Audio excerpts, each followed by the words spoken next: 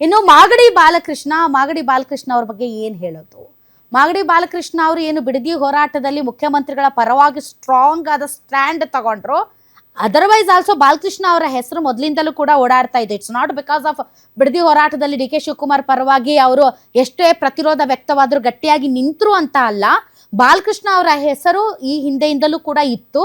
ಈ ಬಾರಿ ಏನಾದರೂ ರೀಶಫಲ್ ಆದರೆ ಬಾಲಕೃಷ್ಣ ಅವರು ಮಂತ್ರಿ ಆಗ್ತಾರೆ ಅನ್ನುವಂಥದ್ದು ಇತ್ತು.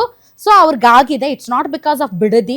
ಭಾಳ ಜನ ಸುಮ್ಮನೆ ಬಿಡದಿಯಲ್ಲಿ ಅವರು ನಮ್ಮ ಪರವಾಗಿ ಮಾತಾಡಲಿ ಅನ್ನೋ ಕಾರಣಕ್ಕೆ ಪ್ರತಿಭಟನಾಕಾರರು ಮಂತ್ರಿ ಆಗೋದಕ್ಕೆ ಹಂಗೆ ಮಾಡ್ತಾ ಇದ್ದಾರೆ ಬಾಲಕೃಷ್ಣ ಅಂತ ಹೇಳ್ತಾ ಇದ್ರು. ಬಟ್ ಅದರ್ವೈಸ್ ಆಲ್ಸೋ ಬಾಲಕೃಷ್ಣ ಅವ್ರ ಹೆಸರು ಮೊದಲಿಂದಲೂ ಕೂಡ ಕೇಳಿ ಬರ್ತಾ ಇತ್ತು. ಹೀಗಾಗಿ ಬಾಲಕೃಷ್ಣ ಅವರಿಗೆ ಸಿಕ್ಕಿದೆ. ಸೊ ಬಾಲಕೃಷ್ಣ ಆ್ಯಂಡ್ ಇವರು ಚಲುವರಾಯಸ್ವಾಮಿ ಮತ್ತು ನರೇಂದ್ರ ಸ್ವಾಮಿ ಇವರಿಬ್ಬರು ಕೂಡ ಮಂಡ್ಯದವರೇ. ಮಂಡ್ಯಕ್ಕೆ 2 ಸಿಕ್ಕಿದೆ. ನಮ್ಮ ಉತ್ತರ ಕನ್ನಡ ಜಿಲ್ಲೆಗೆ 1 ಕೊಟ್ಟಿಲ್ಲ. ಇವರು ಮಂಡ್ಯಕ್ಕೆ 2 ಕೊಟ್ಟಿದ್ದಾರೆ. ನಮ್ಮ ಉತ್ತರ ಕನ್ನಡ ಜಿಲ್ಲೆಗೆ 1 ಕೊಟ್ಟಿಲ್ಲ. ಸೊ ಹಂಗೆ ಬಲಾಢ್ಯರಿಗೆ ಸ್ಥಾನ. ಇನ್ನು ಬಾಲಕೃಷ್ಣ ಗಾಯತ್ರಿ ಶಾಂತೇಗೌಡ ಅವರು ಇತ್ತೀಚೆಗೆ ತಮಗೆ ಗೊತ್ತಿದೆ ಯಾವ ರೀತಿ ಅವರು ಕಡೆ ಕ್ಷಣದಲ್ಲಿ ಕೋರ್ಟ್ ಮೆಟ್ಟಿಲೇರಿ ಮತ್ತೆ ಅವರು MLC ಆಗಿದ್ದಾರೆ. ಅವ್ರಿಗೆ ಗೊತ್ತಿಲ್ಲ ಅನಿಸುತ್ತೆ ಅವ್ರನ್ನ ಮಂತ್ರಿ ಮಾಡ್ತಾರೆ ಅಂತ. ಯಾಕಂದರೆ ಫಸ್ಟ್ ಟೈಮ್ MLC ಅವರು ಮತ್ತು ಚಿಕ್ಕಮಗಳೂರು ಭಾಗದವರು. ಗಾಯತ್ರಿ ಶಾಂತೇಗೌಡ ಅವ್ರ ಹೆಸರು ಇರಲಿಲ್ಲ. ಹಾಗೆ ನೋಡಿದ್ರೆ ಚಿಕ್ಕಮಗಳೂರಿನಲ್ಲಿ ಇವರಿದ್ದರು, ಯಾರು ಮೋಟಮ್ಮ ಅವರ ಮಗಳು. ಬಟ್ ನಮ್ಮ ಕಲೀಗ್ ಸತೀಶ್ ಮಾತಾಡುವ ಸಂದರ್ಭದಲ್ಲಿ ನನಗೆ ಆಶ್ಚರ್ಯ ಆಗಿದೆ, ನನಗೆ ಕೊಡ್ತಾರೋ ಇಲ್ಲೋ ಅಂತ ಅಂದ್ಕೊಂಡಿದ್ದೆ, ನನಗೆ ಗೊತ್ತೇ ಇರಲಿಲ್ಲ ನನ್ನ ಹೆಸರಿದೆ ಅಂತ. ಈ ಒಂದು ವಿಚಾರದಲ್ಲಿ ಒಂದು ಸ್ವಲ್ಪ ಲಕ್ಷ್ಮೀ ಹೆಬ್ಬಾಳ್ಕರ್ ಅವ್ರಿಗೆ ಅನ್ಯಾಯ ಆಯಿತಾ ಅಂತ. ಯಾಕೆಂದರೆ ಲಕ್ಷ್ಮೀ ಹೆಬ್ಬಾಳ್ಕರ್ ಅವರು ಗೃಹಲಕ್ಷ್ಮಿ ಅನ್ನುವಂತಹ ಒಂದು ಅತ್ಯಂತ ಮಹತ್ವಾಕಾಂಕ್ಷಿ ಯೋಜನೆ ಕಾಂಗ್ರೆಸ್ ಪಾರ್ಟಿಯದ್ದು.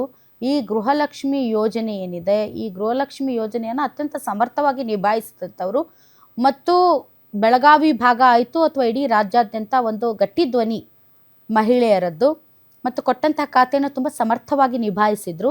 2 ತಿಂಗಳು ಏನು ಅಕೌಂಟಿಗೆ ಹಣ ಬಂದಿಲ್ಲ ಅಂತ ಅವ್ರನ್ನ ಟಾರ್ಗೆಟ್ ಮಾಡಲಾಯಿತು. ಅದು ಹಣಕಾಸು ಇಲಾಖೆಯ ಎಡವಟ್ಟಾಗಿತ್ತು. ಅದನ್ನು ತುಂಬ ಪ್ಲ್ಯಾಂಡ್ ಆಗಿ ಲಕ್ಷ್ಮೀ ಹೆಬ್ಬಾಳ್ಕರ್ ಅವರ ತಲೆಗೆ ಕಟ್ಟಲಾಯಿತು. ಅದಕ್ಕೆ ಸಿದ್ದರಾಮಯ್ಯನವರು ಉತ್ತರ ಕೊಡಲಿಲ್ಲ. ಯಾಕೆಂದರೆ ಅವ್ರ ಕಡೆನೇ ಇತ್ತು ಹಣಕಾಸು ಇಲಾಖೆ. ಹಣಕಾಸು ಇಲಾಖೆಯಿಂದ 2 ತಿಂಗಳ ಹಣ ಗೃಹಲಕ್ಷ್ಮಿಯರಿಗೆ ಹೋಗಿರಲಿಲ್ಲ. ಆ ವಿಚಾರದಲ್ಲಿ ಎಲ್ಲರೂ ಲಕ್ಷ್ಮೀ ಹೆಬ್ಬಾಳ್ಕರ್ ಅವ್ರನ್ನ ಟಾರ್ಗೆಟ್ ಮಾಡಿದ್ರು. ಆದರೆ ಲಕ್ಷ್ಮೀ ಹೆಬ್ಬಾಳ್ಕರ್ ಅವ್ರ ಕೈಯಲ್ಲಿ ಅದಿರಲಿಲ್ಲ. ಯಾಕಂದರೆ ಫೈನಾನ್ಸ್ ಡಿಪಾರ್ಟ್ಮೆಂಟಿಂದ ಆ ಹಣ ಬಂದಿರಲಿಲ್ಲ. ಈ ವಿಚಾರದಲ್ಲಿ ಬೇಕು ಅಂತಲೇ ಸರ್ಕಾರ ಮೌನವಾಯಿತು. ಆಗಲೇ ಎಲ್ಲರಿಗೂ ಅನಿಸಿದ್ದು ಮೋಸ್ಟ್ಲಿ ಲಕ್ಷ್ಮೀ ಹೆಬ್ಬಾಳ್ಕರ್ ಅವ್ರನ್ನ ಟಾರ್ಗೆಟ್ ಮಾಡ್ತಾ ಇದ್ದಾರೆ ಇವರು ಅಂತ.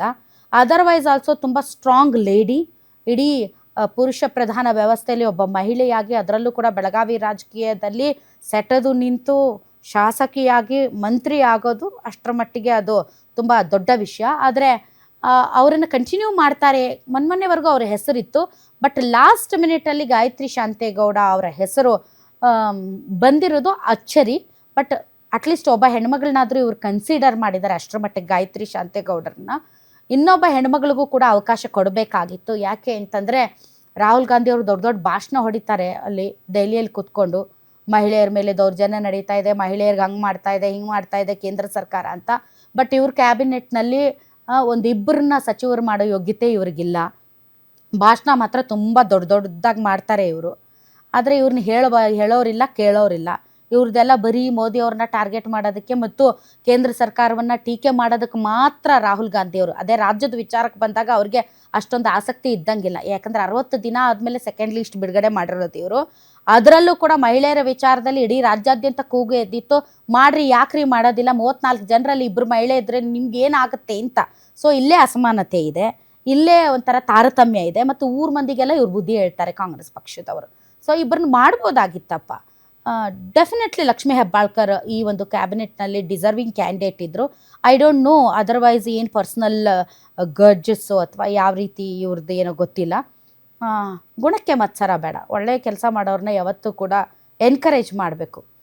ಇನ್ನು ಬಸವರಾಜ ರಾಯರೆಡ್ಡಿ ಯಲಬುರ್ಗಾ. ಬಸವರಾಜ ರಾಯರೆಡ್ಡಿ ಅವ್ರನ್ನ ಮಾಡದೇ ಇದ್ದಿದ್ರೆ ಗ್ಯಾರಂಟಿ ಅವ್ರ ಬಾಯಿಗೆ ಬಂದಾಗ ಮಾತಾಡ್ಬಿಟ್ಟಿರೋರು. ಯಾಕಂದರೆ ಅವರು ಪಾಪ ಅವ್ರದ್ದು ತಾಳ್ಮೆ ಕಟ್ಟೆ ಒಡೆದೋಗಿತ್ತು. ಇವತ್ತು ಮಾಡ್ತಾರೆ, ನಾಳೆ ಮಾಡ್ತಾರೆ ಅಂತ ಕಾದು ಕುಂತಿದ್ರು. ಕೊನೆಗೂ ಕೂಡ ಅವರನ್ನ ಈ ಸಲ ಮಂತ್ರಿ ಮಾಡಿದ್ದಾರೆ ಮತ್ತು ತುಂಬ ಅನುಭವ ಇದೆ. ಅಷ್ಟೇ ಅಲ್ಲ, ಅವರು ಕೇಪಬಲ್ ಇದ್ದಾರೆ. ಇನ್ನು ವಿಜಯಾನಂದ ಕಾಶ್ಯಪ್ಪನವರು ಹುನಗುಂದ ಶಾಸಕರು. ವಿಜಯಾನಂದ ಕಾಶ್ಯಪ್ಪನವ್ರಿಗೆ ಇನ್ನೂ ಕೂಡ ತಯಾರಿ ನಡೆದಿತ್ತು ಲಿಸ್ಟ್. ಆಗಲೇ ಹುನಗುಂದದಲ್ಲಿ ಪ್ರೊಟೆಸ್ಟ್ ಶುರು ಮಾಡಿದ್ರು ಅವ್ರ ಬೆಂಬಲಿಗರು ಮತ್ತು ಅಭಿಮಾನಿಗಳು. ಶತಾಯ ಕತಾಯಿ ಈ ಸಲ ಕೊಡಲೇಬೇಕು, ಕೊಡಲಿಲ್ಲ ಅಂದರೆ ಬಿಡೋದೇ ಇಲ್ಲ ಅನ್ನೋ ಲೆವೆಲ್ಗೆ ಅವರು ಎಲ್ಲ ರೀತಿಯಾದಂತಹ ಗೇಮ್ ಪ್ಲೇ ಮಾಡಿದರು. ಅದರ್ವೈಸ್ ಆಲ್ಸೋ ವಿಜಯಾನಂದ ಕಾಶ್ಯಪ್ಪನವರು ಲಿಂಗಾಯತ ಕಮ್ಯುನಿಟಿ, ಅದರಲ್ಲೂ ಪಂಚಮಸಾಲಿ ಲಿಂಗಾಯತಕ್ಕೆ ಮೀಸಲಾತಿಗೆ ಸಂಬಂಧಪಟ್ಟಂತೆ ತುಂಬ ದೊಡ್ಡ ಹೋರಾಟ ಮಾಡಿದರು. ಈಗ ವಿಜಯಾನಂದ ಕಾಶ್ಯಪ್ಪನವರ ಮೇಲೆ ಜವಾಬ್ದಾರಿ ಜಾಸ್ತಿ ಆಗಿದೆ. ಪಂಚಮಸಾಲಿ ಲಿಂಗಾಯತಕ್ಕೆ ಏನು ನಿಮ್ಮ ಕಮಿಟ್ಮೆಂಟ್ ಇತ್ತಲ್ಲ ವಿಜಯಾನಂದ ಕಾಶ್ಯಪ್ಪನವರೇ, ಆ ಕಮಿಟ್ಮೆಂಟನ್ನು ಈ ಸಲ ನೀವು ಪೂರ್ತಿ ಮಾಡದೇ ಇದ್ದರೆ ನೀವು ಮಂತ್ರಿ ಆದರೂ ಕೂಡ ವೇಸ್ಟ್. ಸೊ ಆ ಒಂದು ರೆಸ್ಪಾನ್ಸಿಬಿಲಿಟಿ ನಿಮ್ಮ ತಲೆಗಿರೋದ್ರಿಂದ ನೋಡೋಣ ಮುಂದಿನ ದಿನಗಳಲ್ಲಿ ನೀವೇನು ಮಾಡ್ತೀರಿ ಅಂತ. ಇನ್ನು ಲಕ್ಷ್ಮಣ ಸವದಿ ಅಥಣಿ. ಲಕ್ಷ್ಮಣ ಸವದಿ ಅವರಿಗೆ ಮೊದಲೇ ಪ್ರಾಮಿಸ್ ಮಾಡಲಾಗಿತ್ತು ಅವರು BJP ಬಿಟ್ಟು ಕಾಂಗ್ರೆಸ್ಗೆ ಬರುವಾಗ. ಯಾಕೆಂದರೆ ಈ ಬಾರಿ ಏನು ಅಭೂತಪೂರ್ವವಾದಂಥ ಬಹುಮತ ಸಿಕ್ಕಿದೆ ಕಾಂಗ್ರೆಸ್ಗೆ. ಅದರಲ್ಲಿ ಲಿಂಗಾಯತರ ಪಾತ್ರ ತುಂಬ ದೊಡ್ಡದು. ಯಾಕಂದರೆ ಸಾಂಪ್ರದಾಯಿಕವಾಗಿ ಲಿಂಗಾಯತರು BJPಗೇನೆ ಮತ ಹಾಕ್ತಾರೆ ಅನ್ನೋದಿತ್ತು. ಆ ಒಂದು ಮೊಮೆಂಟಮನ್ನು ಬ್ರೇಕ್ ಮಾಡಿದ್ದು ಹಲವಾರು ಲಿಂಗಾಯತ ನಾಯಕರು. ಅದರಲ್ಲೂ ಕೂಡ ಲಕ್ಷ್ಮಣ ಸವದಿ ಕೂಡ ಬೆಳಗಾವಿ ಭಾಗದಲ್ಲಿ ತುಂಬ ಇಂಪಾರ್ಟೆಂಟ್ ರೋಲ್ ಪ್ಲೇ ಮಾಡಿದರು. ಹೀಗಾಗಿ ಅವರಿಗೆ ಪಕ್ಷಕ್ಕೆ ಬಂದರೆ ನಿಮ್ಮನ್ನು ಮಂತ್ರಿ ಮಾಡ್ತೀವಿ ಅನ್ನುವಂಥ ಒಂದು ಪ್ರಾಮಿಸ್ ಇತ್ತು.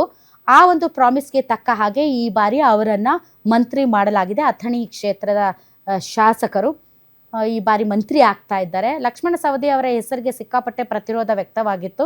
ಜಾರಕಿಹೊಳಿ ಆ್ಯಂಡ್ ಬ್ರದರ್ಸ್ ಸಿಕ್ಕಾಪಟ್ಟೆ ಪ್ರತಿರೋಧ ವ್ಯಕ್ತಪಡಿಸಿದ್ರು ಅಂತ ಹೇಳಲಾಗ್ತಾ ಇದೆ. But otherwise commitment is a commitment. ಹೀಗಾಗಿ ಆ ಕಮಿಟ್ಮೆಂಟ್ಗೆ ಸರಿಯಾಗಿ ಲಕ್ಷ್ಮಣ ಸವದಿ ಅವರನ್ನು ಈ ಬಾರಿ ಮಂತ್ರಿ ಮಾಡಿದ್ದಾರೆ. ಸೊ ಇವತ್ತು ಸಂಜೆ 4:05 ಲೋಕಭವನದಲ್ಲಿ ಇವರೆಲ್ಲರೂ ಕೂಡ ಮಂತ್ರಿಗಳಾಗಿ ಪ್ರಮಾಣ ವಚನ ತಗೊಳ್ತಾರೆ.